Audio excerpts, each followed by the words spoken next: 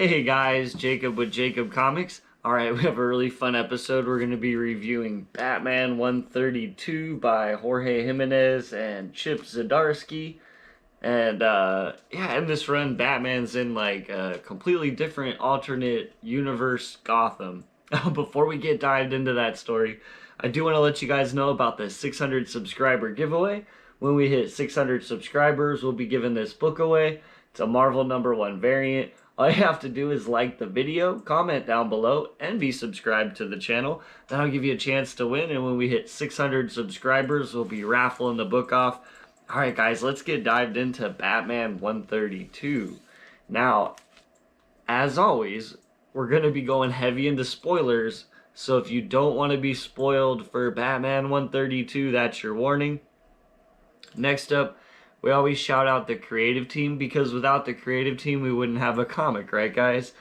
So on Batman 132 we have Chip Zdarsky as the writer, Mike Hawthorne's doing pencils, Adriano Di Benedetto is doing inks, Temu Murray is doing colors, Clayton Cowles is doing the letters, and the covers by Jorge Jimenez.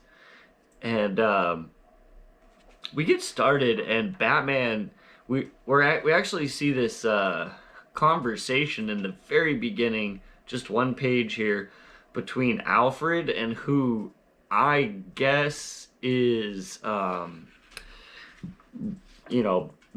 Wayne, who is not passed. It's an older looking lady with white hair, and so she's kind of talking with Alfred, and we see Alfred later.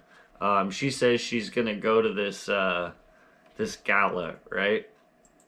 And then we see Bruce, and he's kind of basically just infiltrating this, this Gotham at this point. He's trying to figure out what's going on, and he thinks, I'm in another universe, another Gotham, a world where Bruce Wayne is dead and Batman never existed. Venom-enhanced police roam the streets looking for any excuse to bring people before the courts to declare them insane. And then they disappear to an Arkham asylum that controls the city. So, for all my intel is from Jewel, a young woman like so many of us shaped by tragedy. Her mother was taken by cancer, her father taken to Arkham, a grief seen as a mental disorder. And so we see that he's kind of staying with this girl who kind of takes in people off the street. And we're introduced to this character who, even Batman kind of thinks he could be like maybe another Robin. He's a young kid who seems to be very gifted fighting. I'm not sure if he's got superpowers. They don't really reveal that. We do get also Batman's this crazy skull guy talking to him some more, and he calls the little kid panic attack. I guess because he says after the fights his chest always gets tight, shaky, and he asks if Bruce is seeing things, and Bruce is like, yeah. I am. It's from the multiversal time travel. He's apparently told this story to Jewel and Julia and this kid, and they're kind of believe him, but they're not really sure. Everybody has a crazy story apparently at this home that he's staying at. So the little kid though, he ends up, or the young Robin they're calling panic attack. He ends up giving him a vial of some pills, saying that this basically that the hallucinations you're having are a drug that's in the air that's being pumped into the streets by these people up in a big tower who are rich, and they live up there, and they kind of that's where they make the pharmaceuticals. So Bruce is kind of thinking, I need to go there to get to the bottom of this, and maybe they'll have the technology to get me home, right? And we get another scene here where we do see that this universe's version of Two-Face, who is this guy down here, this is kind of being controlled with this venom that they're using, and a guy named I believe they call him the Red Mask or something like that a little bit later. He's actually controlling everything that guy does, because with a flip of a switch he can take away all of his muscles. And we'll kind of see that theme repeated, that it seems like there is a big mastermind behind all this, and he's definitely using this the in this universe he's using the Bane venom to pump up all the other bad guys and all the different people as sort of a means of control too. Like he, has them all addicted to it, and now they all have to do what he says or they won't get any more, right? So we're talking with the kid, and the kid's, revealing more about the pharmaceuticals, and I mean, as you can see here, there's Bruce and him they share quite the conversations, and he even mentions that, maybe I believe your multiverse story, right? And maybe if you find a way home, you could take me with you.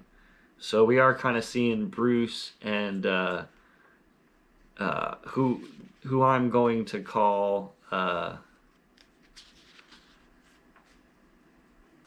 one more page back. Sorry.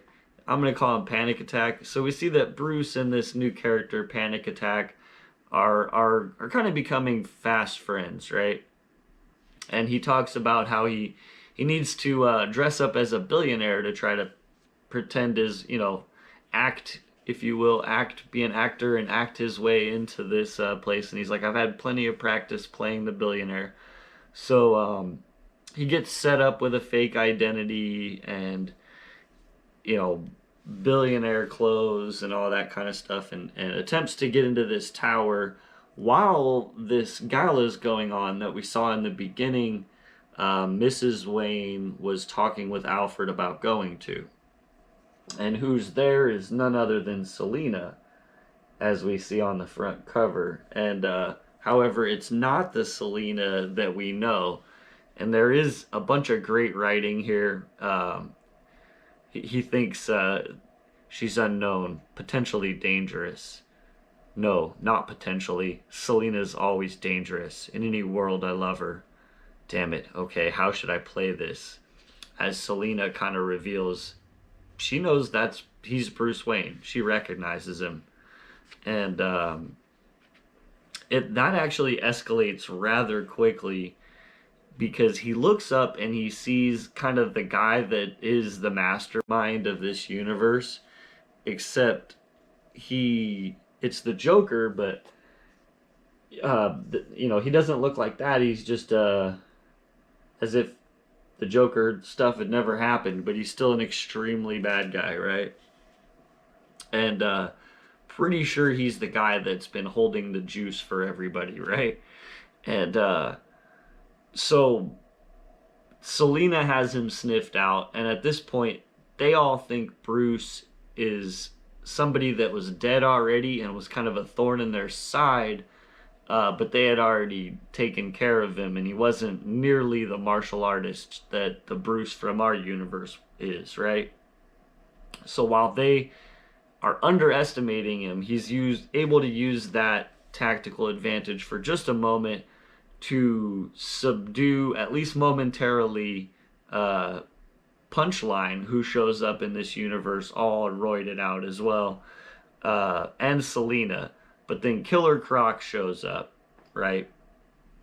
And he is taking it to Batman. And so Batman, as you can see, there's Killer Croc, super awesome rendition of him too, kind of looking like Joe Fixit, the Joe Fixit version of Killer Croc that hangs out at this super upscale tower.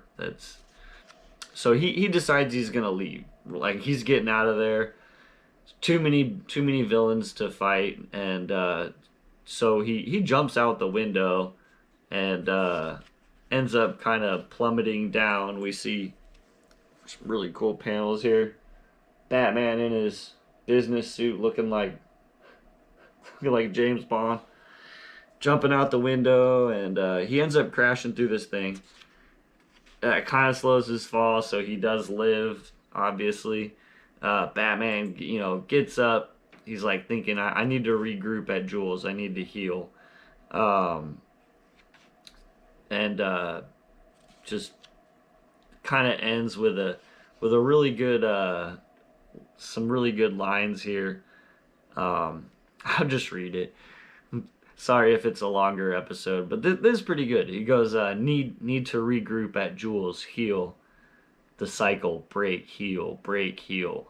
How much longer can I do this? The pain, I used to be able to bear it. Those people in the tower, how can they live like that knowing people need help? You never turn your back, not until you're 6 feet in the dirt. Never stop. This universe or the next or the next or the next. I miss my sons. I miss Selena. But this city, the wrong people are scared.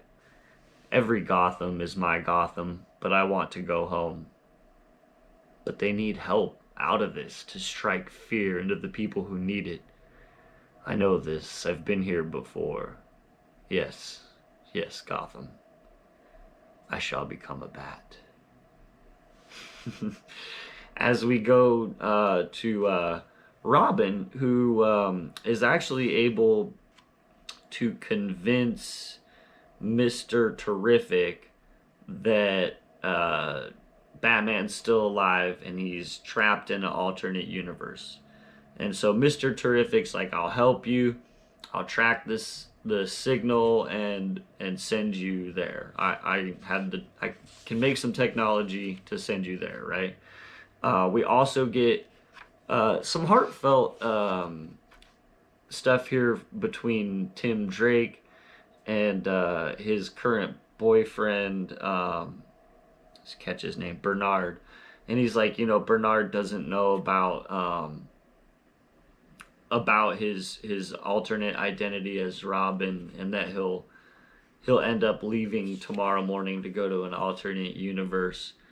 And how he has to come back to make sure he sees him hit level 120, and he thinks, I'm scared, but that's okay.